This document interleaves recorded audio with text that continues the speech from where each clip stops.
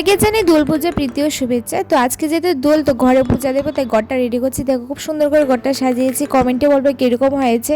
আর আমি এদিকে ঘিয়ের প্রদীপ নিয়ে নিলাম, পাজিতে রং নিয়ে নিলাম, খুব সুন্দর করে নিজেও সেজে গেছি। তো ভিডিওটা স্কিপ না করে দেখতে থাকলে কী কী হয়।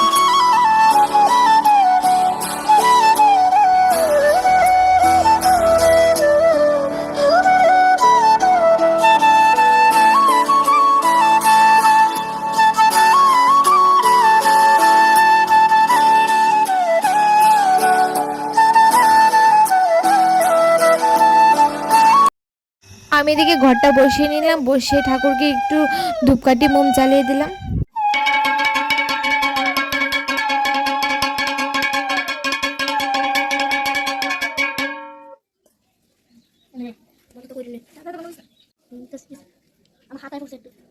আমার পূজা দেওয়া কমপ্লিট হয়ে গেছে। সবাই ভালো থাকো, সুস্থ থাকো। আজকে ব্লগটা এতটুকু, সুন্দরভাবে রং খেলবে, ঠাকুরকে একটু আবির লেগে হ্যাপি হোলি জানিয়ে দিলাম।